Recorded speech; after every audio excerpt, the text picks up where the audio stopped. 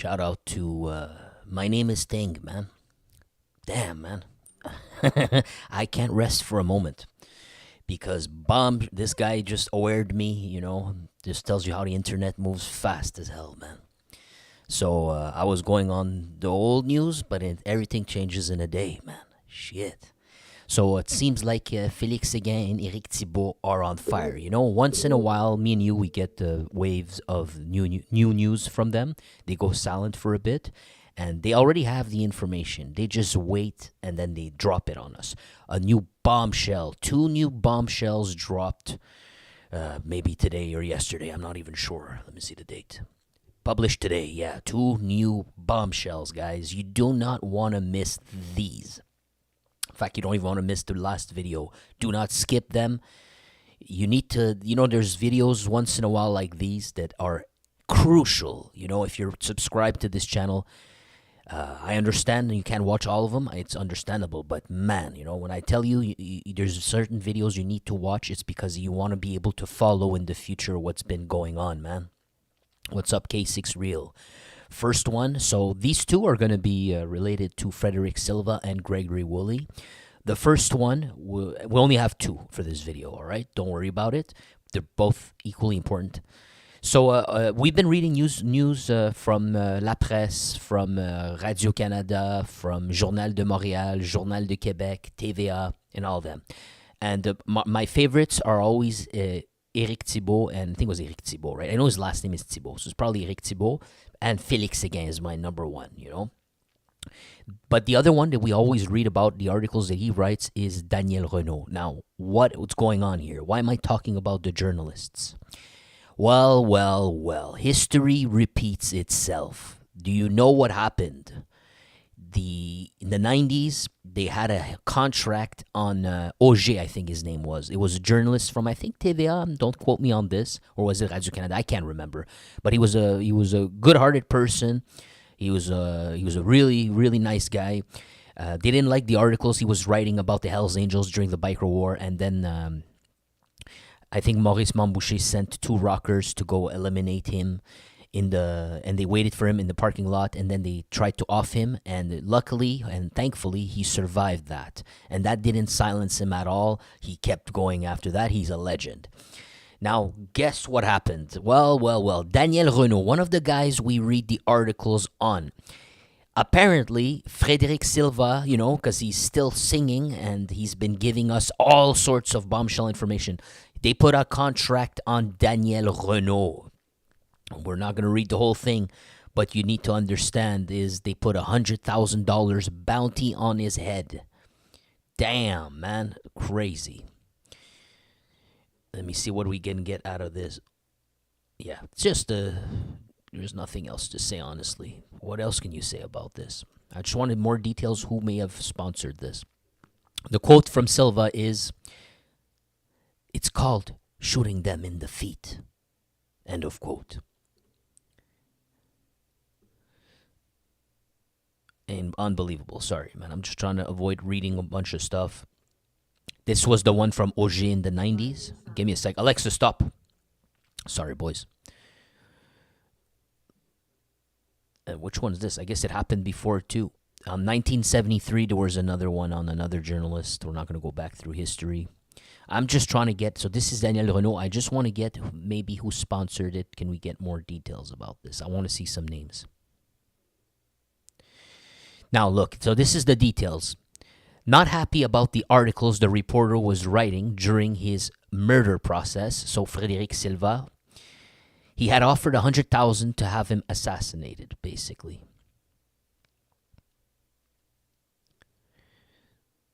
And then Silva shared his plans with other criminals, according to La Presse. But these last ones would have told him that it's not a good idea.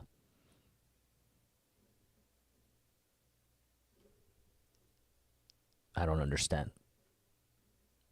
Oh, okay. So they told him it's not a good idea, but they would follow through on the plan.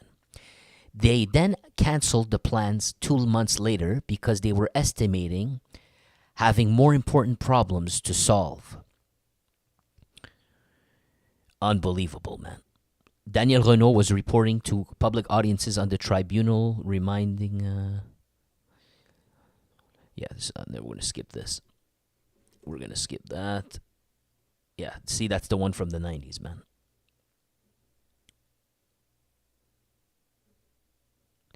All right, there you have it, guys. So Frederic Silva, the hothead, was not very control. Does not have a very big control of himself because the thing is, he had all these murders under his name. He's doing all these, performing all these contracts, but then he walks into a strip club or a bar or something like that, and he didn't like the way someone talked to him, and he took off. He couldn't accept this. He's been killing people, so since he's been killing people, it got to his head, and he said, "Man, you don't talk to me like that. I kill people." Then he says, "I can't tolerate disrespect now that I'm killing people. So now that you disrespected me, I can't live with myself. I need to teach you a lesson." But may I suggest, you should, if you're going to be a contract hitman, whoever you are, you should adopt the attitude of honorable fighter Georges Saint-Pierre. When he went to a club, there's a rumor someone was picking up fight with him. Someone definitely wanted to fight him. He was threatening him. He said, "Come on, man, show me what you got." And GSP, who could definitely dismantle that guy, told him whatever he wanted to hear. Say, "Yeah, you're right. You could beat me up. I don't want to fight you, man. Forget about it. No, it's all good. Yeah, you probably would win a fight. It's all good," knowing full well that he could destroy that person. But GSP knows that if he would have touched that person, he would go in court, and with all the martial arts trainings that he got, he could be charged with a serious thing, and it would ruin his whole career. But here you have Frederic Silva in a much worse scenario. If you screw up at all, they know you have a bunch of murders under your belt, all your friends, and they're too afraid to let you go. They're going to try to kill you. In fact, what I'm saying is not conjecture. That's why he was so afraid when he did get caught, and that's the ball that set it into motion. When he did get caught, guess what happened? He was so afraid that all the people giving him contracts were going to try to finally silence him. So what did he did? He now he had to sing. He was afraid for his life. So not a guy with full control of himself. If you're going to be a hitman like this, which I don't recommend, obviously. You need to adopt the motto of Georges Saint-Pierre. You need to become a bigger person. You need to be so freaking smart about it, and have self-control and be humble, But if you can't be humble and don't go to a bar or a club and let your ego get bruised, because then you're going to feel like you deserve it, You deserve to hurt people, and you're gonna make it much worse for yourself. And the nerves, that guy is trying to off journalists, You got caught. It's your own fault, But and now look, now you're singing, and all that bravado is gone. Now so he had offered $100,000 to off a journalist. I'm just gonna check if we're gonna miss out on any detail at all on this audio interview. And I will skip parts if at all they go back to the past, or I notice that it's all going to be a repeat. So bear with me, but we don't want to miss any details. Sometimes it comes out. À gage, Frédéric Silva a avoué aux autorités policières qu'il avait mis un contrat sur la tête du journaliste Daniel Renaud. Il offrait 100 000 $ à quiconque réussissait à le tuer. Il est reporter à la presse. So he was offering $100,000 to whoever could finish it. Il a déjà travaillé à TVA, TQS, Journal de Montréal. C'est un des grands spécialistes de la couverture du crime organisé. On en discute avec Éric-Pierre Champagne, président de la Fédération. Tout à fait, c'est tout à fait là. Mais j'avais l'impression que c'était une ancienne époque là, où le crime organisé... Journaliste canadien sur la violence et le traumatisme. Là, on a l'adjoint de la presse a fait aussi sa sortie. Donc, c'est pour rappeler que les journalistes font un travail important. Renaud a été... We're going to skip this. We're not going to get anything out of it. It's not going to be interesting for us. Because we were looking for more details. We know he sponsored it now. It was himself. So can you get more stupider than that? I thought he received a contract from somebody else, but no, he himself. You see, man, goes to a bar, he can't control himself, and he needs to prove his muscle, and that's what got all of this set in motion, and he got trapped after that. And now you find out that even after he got trapped with all that, he didn't like the reporting or his coverage, Man, you're like a child, What did you expect exactly, That's the media's job. That's what's going to happen. You're going to get caught. And that's the reason also, if you expect you'll never do time, and of course you're going to be singing, He was not expecting to do any time at all, Now look, the time was facing, and he completely abandoned his honorable code of being an outlaw. Look, the biggest snitch in Quebec history. And that's nobody forcing him to do that. That's himself doing that. Everything, but he wants to blame everyone else. That's everyone else's fault somehow. Yeah, this all right. We're gonna go to the main story. Bomb freaking shell, crazy. I just tell you last video that. I told you last video, we're going to have Gregory Woolley giving us more news eventually. There's one snapshot in time. There's going to be many more snapshots in time. He's been operating for so long. This one saddens me a little bit because I think I know where this is headed. So it says Gregory Woolley, the godfather of gangs, would have he himself eliminated 2 members of the Bloods who were opposing his will. Now, those who don't know, they're talking about the 2014-ish era. The 2014-ish era, he was forcing all the street gangs to join him, to be under the bikers and the mafia.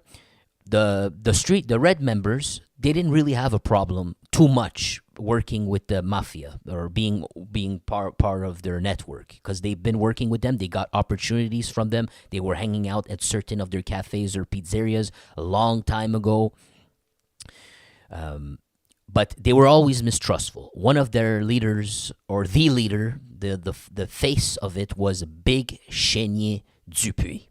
Big, tough guy. And when the cops raided his home, he lived with his girlfriend at the time. They got this is from memory. When they were, how could I say, searching his place, there was a memo or a poster or something where he wrote on it something along the lines of being a gangster. Here are the rules. He made his own rules. And one of them was, don't trust the Italians too much, be careful with them.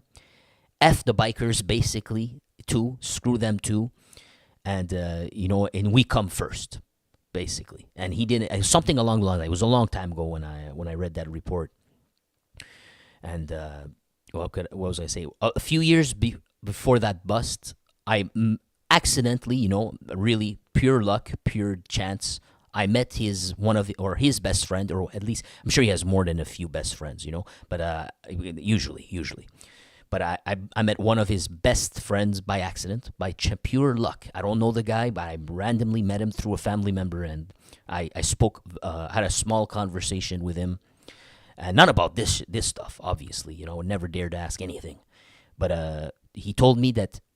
At the time, I asked him, like, his name was King, the guy that I bumped into, and I appreciated his music. There was still a positive message there. I told him that he's like the Tupac of Montreal. I asked him why he's not doing music anymore. And he sort of let me know that these days you can't really do anything. You're being watched, and it's too much of a risk. Plus, he said my manager is serving time in prison. Well, he said my best friend, who's my manager, is serving time in prison right now. He was my producer. Now I put 1 + 1 together, and I think he was talking about Big Chenier Bo-Gars. I think. And so this, I'm assuming, just by the title, it's kind of making me sad to hear this, but it looks like, this is the other part that I forgot to skip. Allegedly, rumors, when Gregory Woolley was trying to intimidate everyone, he tried to do it in a sort of friendly fashion. This is all rumors, but he may have invited the leaders of the Reds, to come to or the bikers invited everyone to a party, and they were all there, and he told them from now on, everyone should be working with us, and Big Chenier did not like that. He knew where this was going. Like I told you when he raided his place, before he died, everything I just told you. So he was not happy. He knew what this other Haitian man is trying to do to him, and he let him know in no uncertain words that he can go F himself. He may have even punched him or slapped him in front of everyone, embarrassing Woolley. Now this is rumors. who only those who were there probably know exactly what happened. But something happened. And let's just take it for the word that he shoved him, pushed him, slapped him, whatever he did. It embarrassed Gregory a lot. Now, this would not surprise, but a few, let me not skip. Maybe a few months later, a few weeks later, guess who got gunned down in the parking lot of, was it Galerie Anjou, I think it was? Big Chenier Bo-Gars got popped in that parking lot. Someone offed him. Well, we never knew who it was. But a few hours after that, his brother, well, not his biological brother, but I think it's his cousin. I'm not even sure. All I know it was honestly, when I said brother, I wanted to say his sidekick, But his sidekick, I don't even want to use that word because it diminishes the other guy, But I didn't have the word, But his partner in crime, another leader with him, a leader in the organization, who had a home in Laval, a few hours later, he got popped in his garage. Someone snuck inside of his garage, I believe, and popped him right there. So they both died within a few hours of each other. Now, I definitely, in my heart, looking at the facts, how could you not expect or believe that Gregory Woolley had a hand in that? Ordered it. But that's as far as I was willing to think about it. It was an order. Now, guess to my surprise, we're reading right now that it says here, he himself eliminated two members of the Reds. Now, my name is Ting. I think he said two. So you do the math. If he had to do the job himself for once, maybe it was this one. Don't you think? Let's find out. I did not read it. Let's see what Éric Thibault has to say.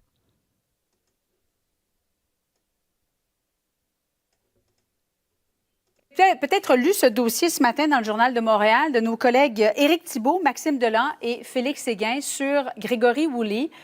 Rappelez-vous, Woolley avait été tué par balle. Give me one sec. Is this...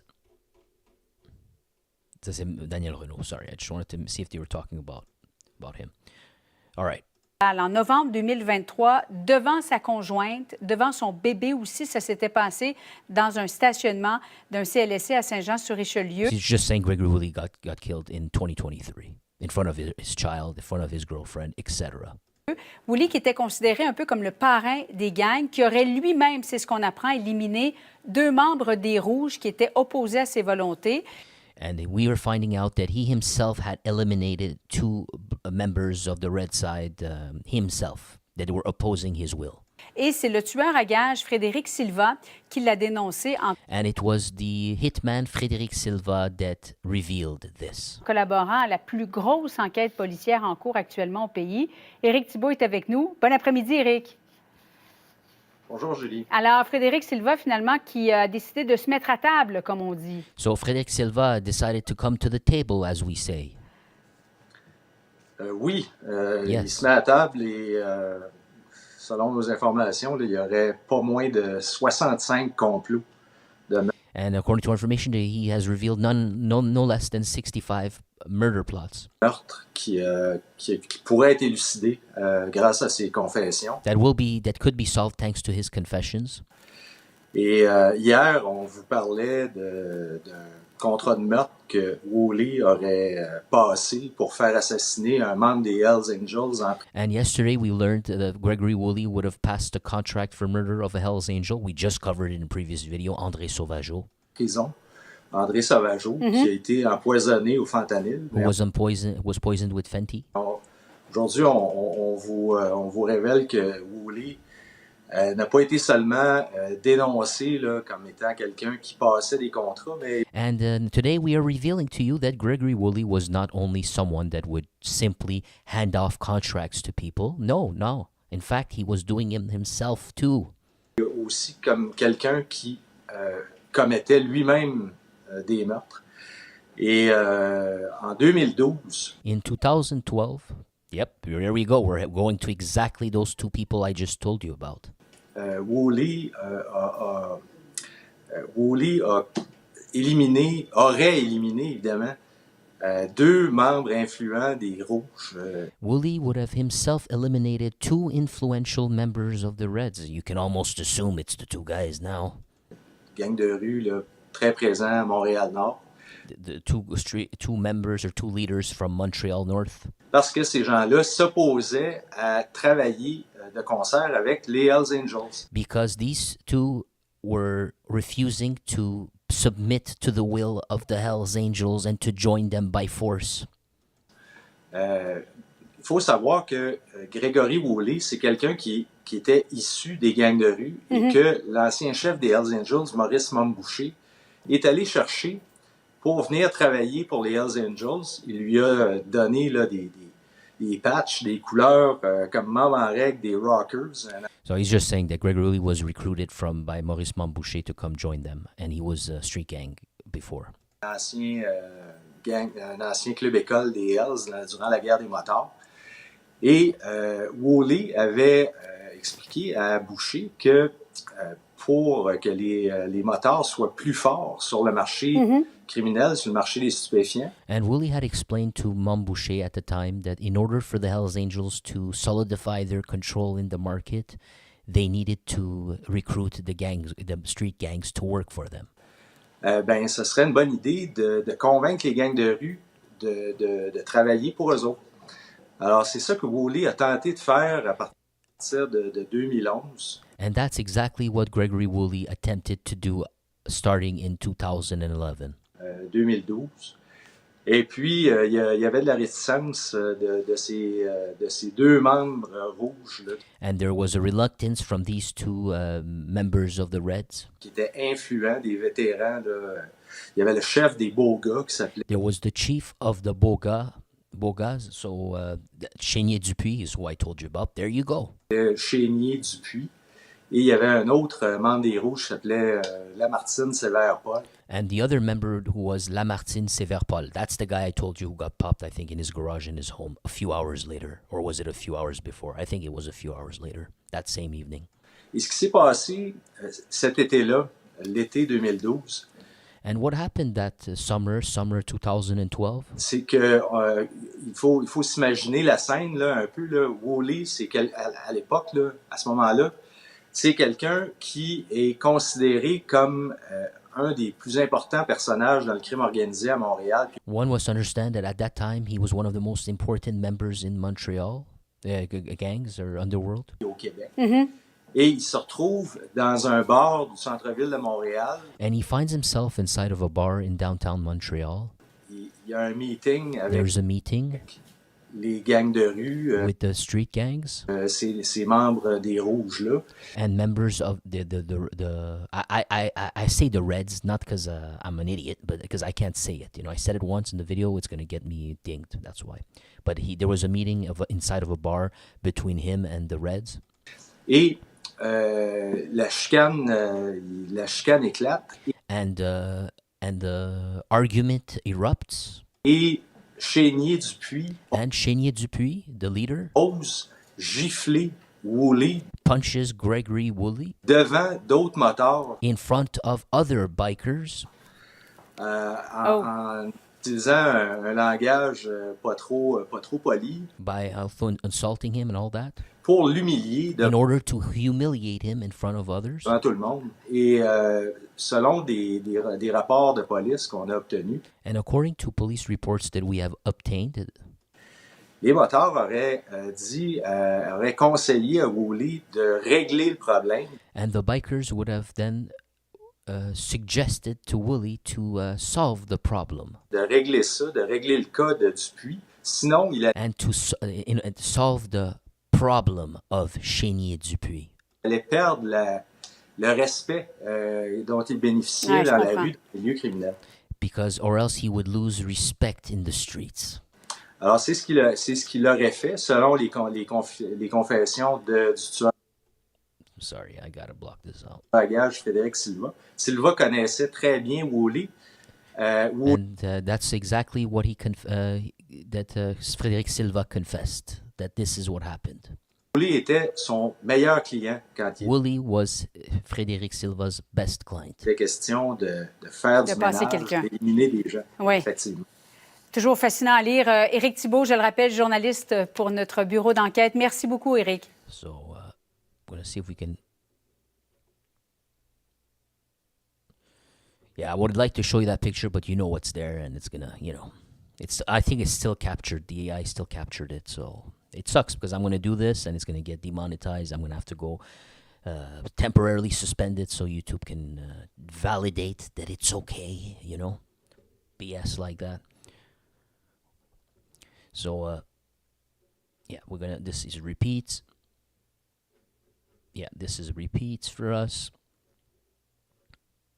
Yeah, these are all repeats of history.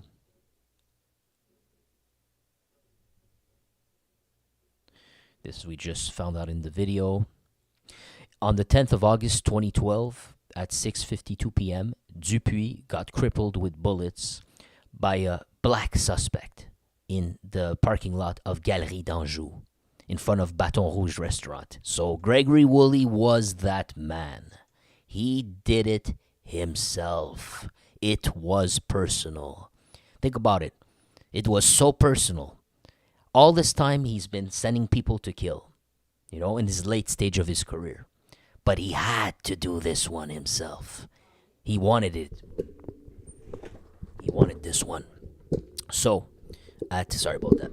At 2:21 in the morning on the 11th of August, the cops advised him that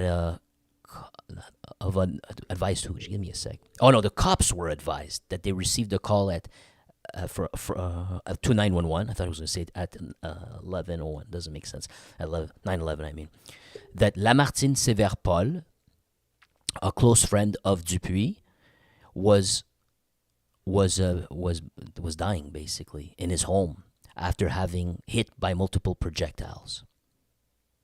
So see, look at that. 10th August, 6:52. Gregory Woolley goes there, waits for him in the parking lot. Maybe they set him up. I don't know. But he knew where he was. Maybe they were using GPS at that time. He followed him. Who knows? But he was prepared. He followed him. Somehow he found him in that parking lot of a commercial center in front of everyone. The same way he himself, Gregory Woolley himself, got offed. Not the same location, but another parking lot in front of a commercial center. Karma came back to him 10 years later, in front of his wife and in front of his kids. Well, you've been doing it to everyone else. You got away with it for so long. You're forcing people to join you. They don't want to join you. You couldn't just leave them alone. You got away with it.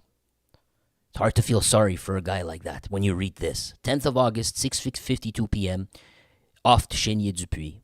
Then, that same evening, 7 hours later at most, 2:21 a.m., they receive a call. Lamartine Sévère Paul, his right-hand man, he too gets offed inside of his home, hit by multiple projectiles. So this is a Big Chenier Dupuis right there.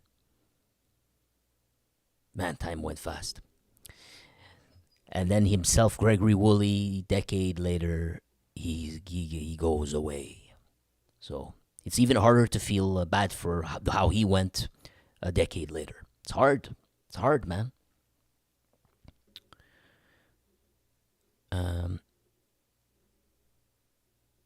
According to our information, Woolley had spoken to ex-leader of the Hells Angels, Maurice Mambouché. Yeah, we talked about that, about reuniting gangs together. We're making them work under him. So that was all his idea, huh? That was his idea. The supremacy thing, He made it possible. You can't even join them. You do all that for people that won't even let you become a Hells Angel. And now rumors are, if it's true at all, you got eliminated by them at the end of the day. If that's true, Big Chenier Dupuis was right. That's total effery right there. Crazy, man. Absolutely crazy. So he wanted to do this a long time before that. He could not. He only had the Crips on his side. He only controlled the Crips. But he had no control over the Reds. He wanted to do it. He spoke to Maurice Mambouché. They froze the plan, because there was too many. I don't know why, but they froze the plan allegedly. And in 2011, that's when he I think he got out of prison. He got a liberation, and then he put this plan into motion. But the plan was not accepted by the Reds. They don't have anything to do with it. You know. You're Haitian. You should know about slavery, freedom. You should respect that. No, giving people choice if they want to join. You know, if they don't want to join. You think, but no, it looks like an extremely selfish fellow. It was all about feeling good for himself, gaining the approval of his masters.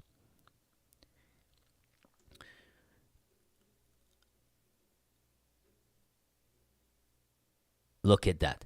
But approximately 3 weeks after the offing of Chenier Dupuis and Lamartine Sévère-Paul, the godfather of gangs gave a signal to the police. I don't know what they mean by this. What kind of signal did he give them? Or an involuntary signal.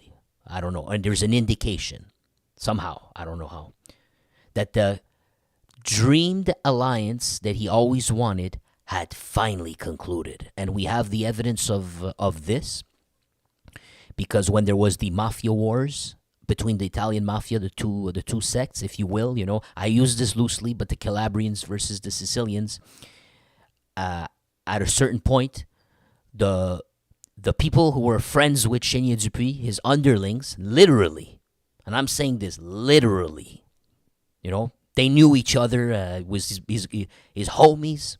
Some of them, at least, they got nabbed. They got nabbed for how you say, for going for a kill for.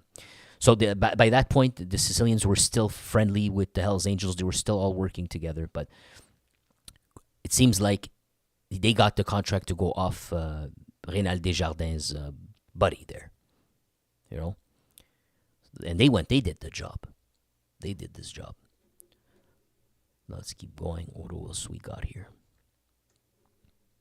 On the September 2nd, 2012, I'm not sure what obsèque means. Maybe funeral? I'm not sure. Of Gaëtan Comeau in Montreal, the police officers came.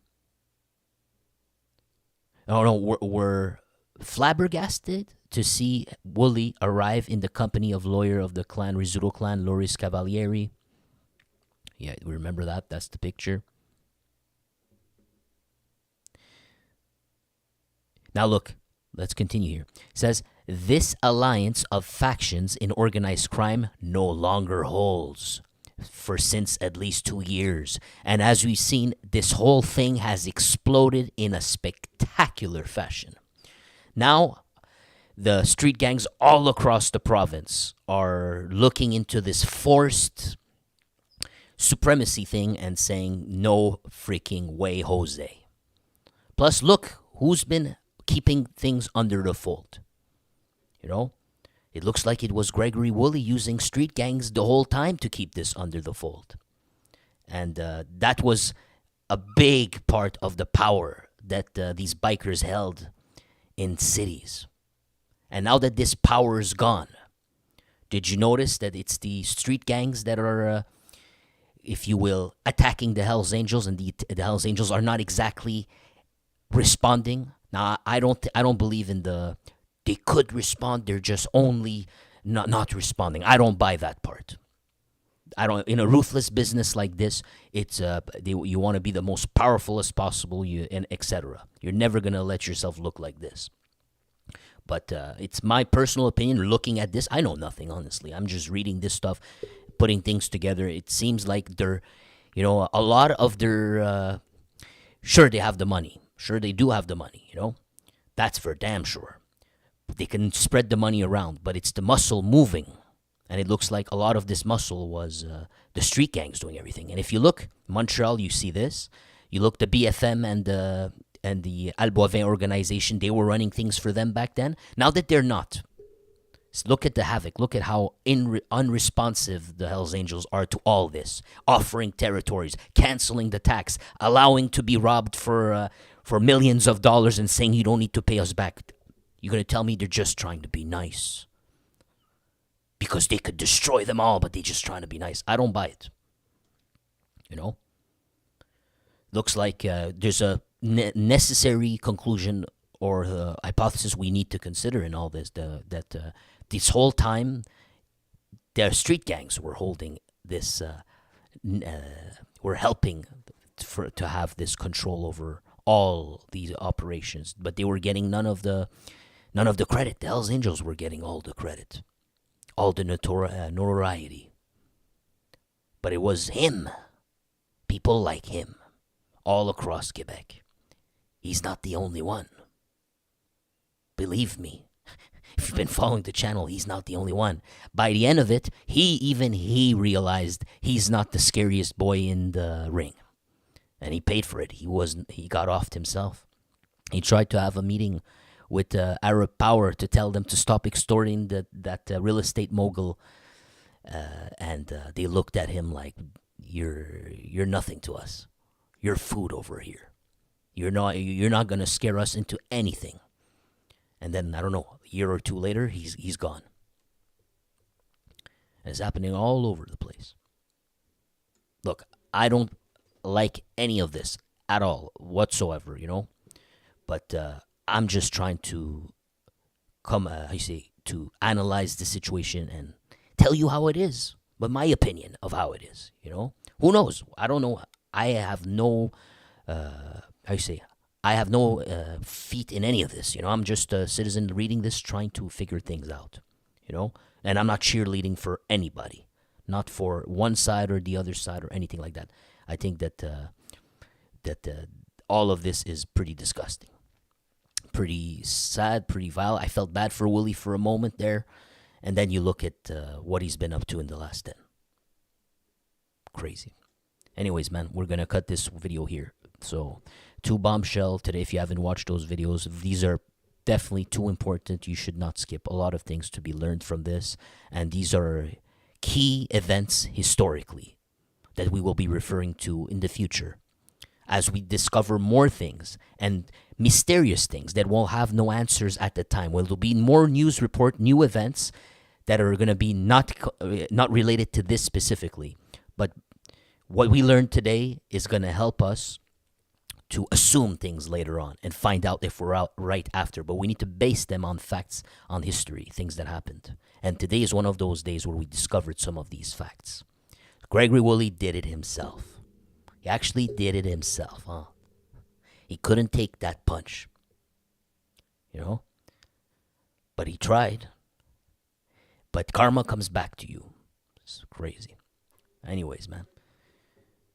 Have a great day, guys. Have a good day. Really shocking, shocking or not so shocking revelations today. Shout out to K6 Real, Sleeping Joe, Adam Rogers, Anthony Serrano, Mountain Woman, Daniel Gould, and you too, buddy, whoever you are. And also, if you like getting these translated for you Anglophones, so you can actually follow what's happening here, because there's a certain level of gatekeeping here, you know. They mean well, but they don't understand what they're doing, you know. They don't understand that they can double, triple their audience instantly by converting these in English, you know, and they'll get rid of Forger, but they're not doing it, you know. You got the guy like me having to do this, translating. If you appreciate the stuff, hit the like button.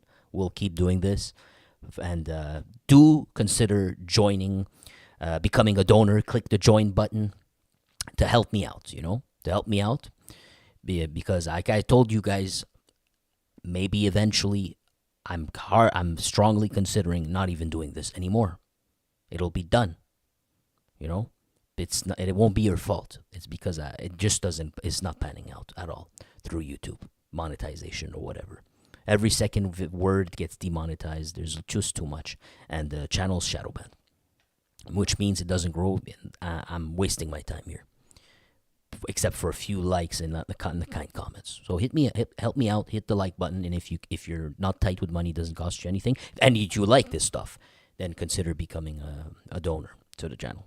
But yeah, it's all good. It's all good. Have a good day, man. Thank you.